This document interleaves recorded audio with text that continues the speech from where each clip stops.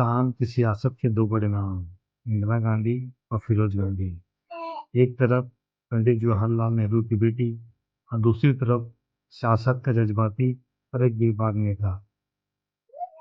उनकी कहानी सिर्फ एक सियासी कहानी नहीं, बल्कि दोस्ती, मोहब्बत और एक संघर्ष की दास्तान है। हम आपको दिखाएंगे उनकी जिंदगी के कुछ अनछुए पहलू जो लोग बहुत कम जानते हैं और जिनको जानकर आप हैरान हो जाएंगे। तो चलिए चलते हैं हम अपने सफर में। फिरोज गांधी का असली नाम फिरोज गांडे था और उनका ताल्लुक एक पर्शियन फैमिली के साथ था। वो एक पारसी फैमिली से बिलोंग कर 28 सितंबर 1912 को उनका जन्म इलाहाबाद के पास में हुआ। फिरोज के पिता का नाम जहांगीर गांडे था। बाद में लोग उन्हें उनके सरनेम से गांधी गांधी बुलाते थे, कोई गांडे बुलाते थे। बाद में उन्होंने अपना सरनेम बदल कर गांडे की जगह गांधी कर लिया। फिरोज खान कहो या फिरोज गांधी, उनका ताल्लुक एक पर्शियन फैमिली से था। वो एक पारसी थे, ना कि मुस्लिम। ये सिर्फ एक अफवाह थी जो राजनीतिक फायदे के लिए उठाई गई, जो आज भी उठाई जाती है।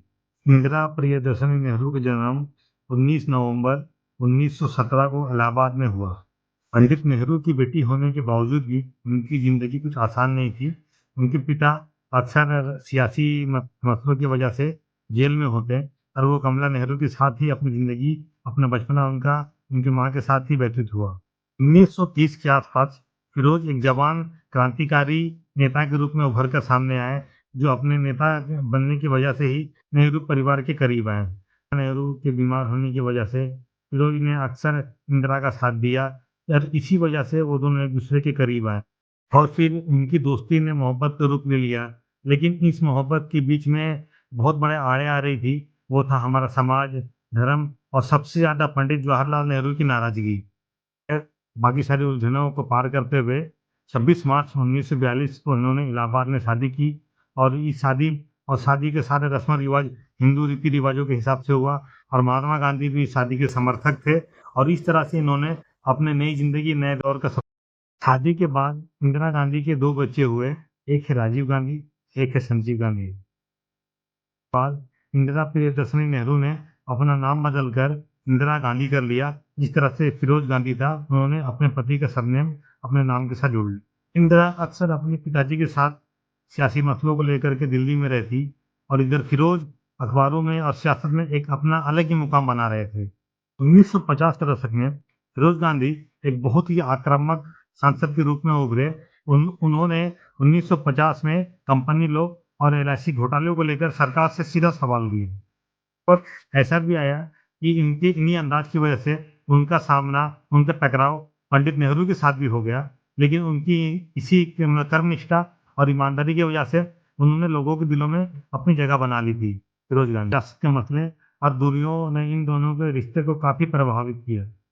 8 सितंबर 1960 का वो दिन, फिरोज गांधी को दिल का दौरा पड़ा और उनकी मौत हो गई।